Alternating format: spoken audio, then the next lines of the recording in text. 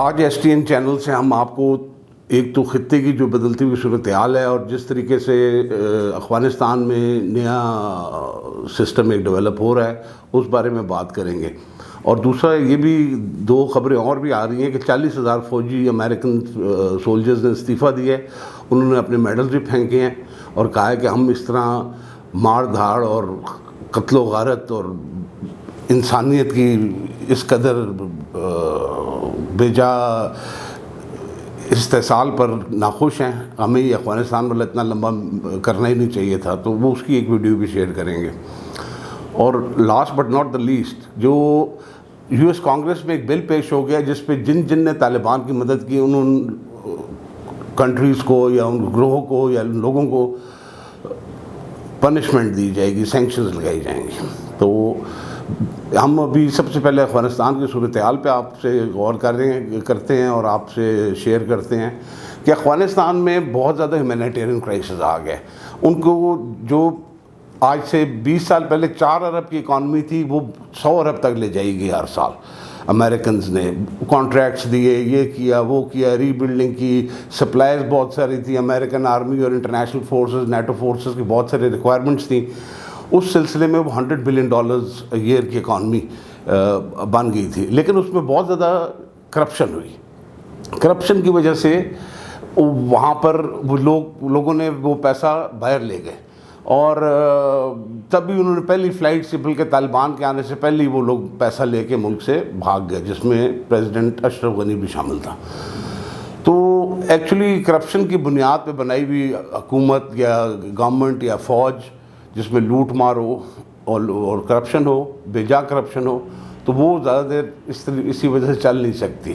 کیونکہ ان کا کاز کوئی نہیں ہوتا، ان کو صرف اپنے پیسے سے یا اپنے آپ سے ایک پیار ہوتا ہے اور وہ اسی کو سیو کرنا چاہتے ہیں.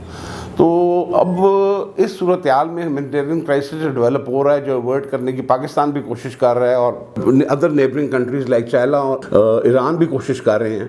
تو اس صورتحال میں کم از کم ہیومینیٹیرین ایڈ افغانستان کی بحال ہونی چاہیے، جس میں فوڈ سپلائز ہوں، یہ میڈیسنز ہوں اور جو ضروری اشیاء ہیں، جس میں آکسیجن سلنڈرز چاہیے، ہاسپٹل کے اکوپمنٹ چاہیے. اور بس اس قسم کی جو ہیومینیٹیرین ایڈ ہے وہ فوری بحال ہونی چاہیے. اور انٹرنیشنل کمیونٹی کو سے ہماری اپیل ہے کہ انسانیت کی خاطر افغانستان کی یہ ایڈ بحال کریں. دوسرا جو بھی ہم آپ سے ایک بات شیئر کرنے لگے ہیں وہ یہ ہے کہ 40,000 امریکن سولجرز نے ریزائن کر دیا ہے. جو یہ 40,000 سولجرز وہ تھے جنہوں نے ایٹ ون ٹائم اور دی ادر افغانستان میں سرو کیا. تقریباً 8 لاکھ فوجی افغانستان ان 20 سالوں میں سرو کر کے جا چکے ہیں. تو یہ کافی بڑی ڈیولپمنٹ ہے. اور انہوں نے اپنے جو حاصل کیے وہ میڈلز تھے، میڈلز بھی پھینک دیے ہیں. اور انہوں نے کہا یہ جو ہم نے بہت سارے اخوانیوں کا بے گناہ خون بہایا ہے اس سے ہمیں افغان قوم سے معافی مانگنی چاہیے اور آئندہ اس قسم کا کوئی مشن انڈرٹیک نہ کیا جائے. اور یہ بڑی ظلم اور زیادتی والی بات ہوئی. تو اس وجہ سے انہوں نے، آپ ویڈیو دیکھیں گے تو آپ خود بھی ریئلائز کریں گے کہ ان کے کتنے جذبات مجروح ہوئے ہیں اور کتنے وہ اپسیٹ تھے.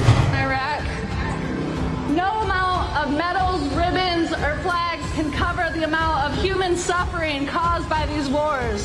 We don't want this garbage. We want our human rights. We want our right to heal. I'm here to return my Global War on Terrorism Service Medal in solidarity with the people of Iraq and the people of Afghanistan. I am deeply sorry for the destruction that we have caused in those countries and around the globe. I am proud to stand on this stage with my fellow veterans and my Afghan sisters. These were lies. I'm giving them back. This medal I'm dedicating to the children of Iraq that no longer have fathers and mothers. I was a nuclear, biological, chemical specialist for a war that didn't have any weapons of mass destruction. So I deserted. I'm one of 40,000 people that left the United States Armed Forces because this is a lie. I'm returning my Global War on Terrorism medal and my military coins on behalf of Private First Class Bradley Manning, who sacrificed everything to show us the truth about these wars.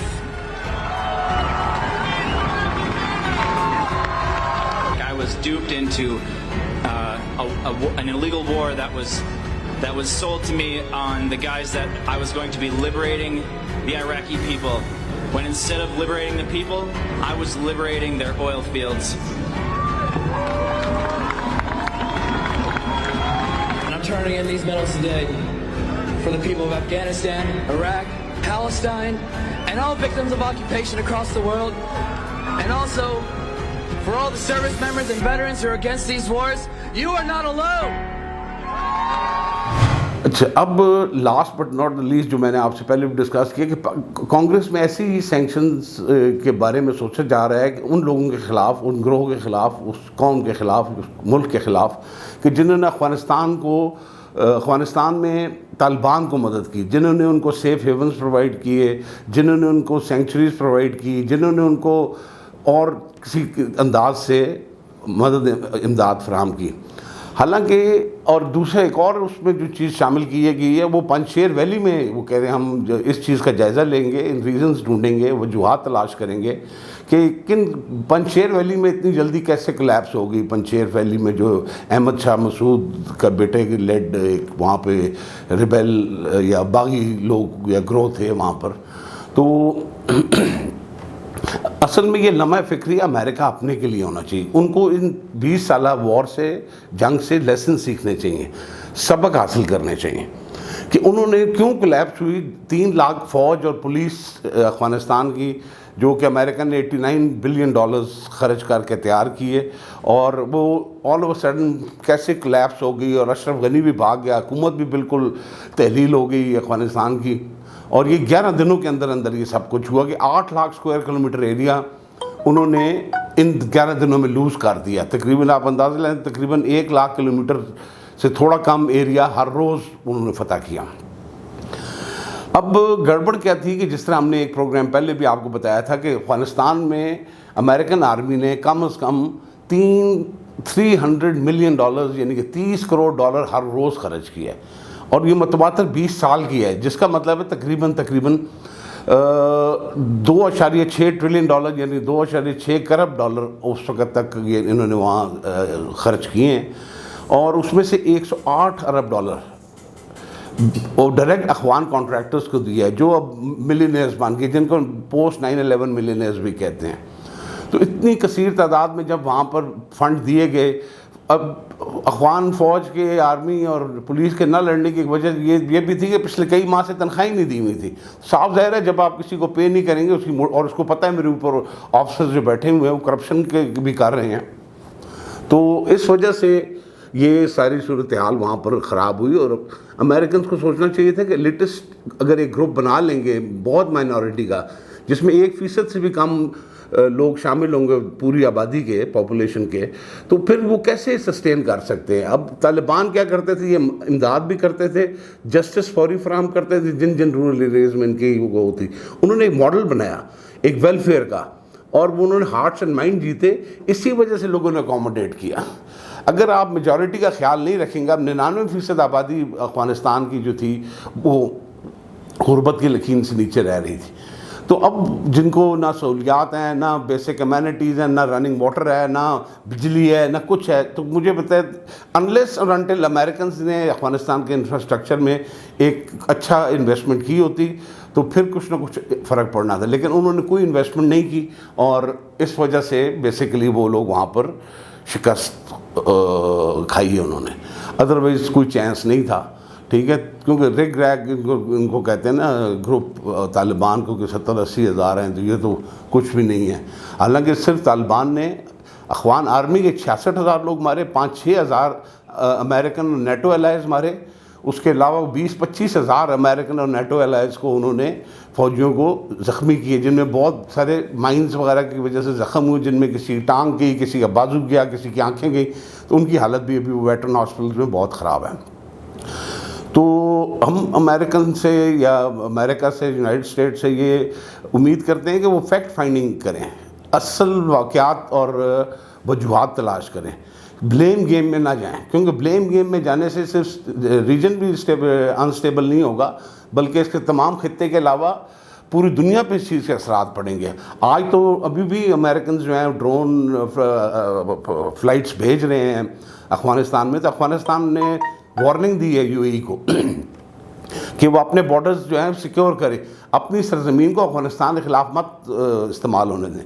اور انہوں نے بالکل loud and clear, اور Americans کو بھی letter لکھا ہے کہ یہ جو آپ ڈرونز بھیج رہے ہیں افغانستان میں یہ ہمارے ایگریمنٹ کی وائلیشن ہے, یہ مت کریں. اور یو اے ای کو, عرب ایمریٹس کو, متحدہ عرب امارات کو بھی انہوں نے وارننگ دی ہے کہ اپنی سرزمین کو افغانستان کے خلاف استعمال نہ ہونے, وہاں سے خواہ ڈرون فلائٹس نہ اڑیں جو آ کر افغانستان میں مطلب نقصان کریں. اور یہ اگر ڈرون فلائٹس صرف آئیں گی بھی تو طالبان اس کو جنگ تصور کریں گے اور اس کو بالکل ایکسیپٹ نہیں کریں گے. تو let's hope in coming time اچھا وقت آئے, اور انشاءاللہ اچھا وقت آ رہا ہے, آ جائے گا. نئے, آپ کو پہلے بھی ہم نے بتایا, نئے بلاکس بن رہے ہیں. نئے بلاک میں جس طرح آپ کو پہلے بھی بتایا Pakistan, China, Afghanistan, Iran, Turkey, Central Asian Republics اور رشیا شامل ہوگا. تو انشاءاللہ یہ بہت بڑا ریجن بننے جا رہا ہے جس میں لاکھوں اسکوائر کلومیٹر, لاکھوں کیا کروڑوں اسکوائر کلومیٹر ایریاز آ جائیں گے.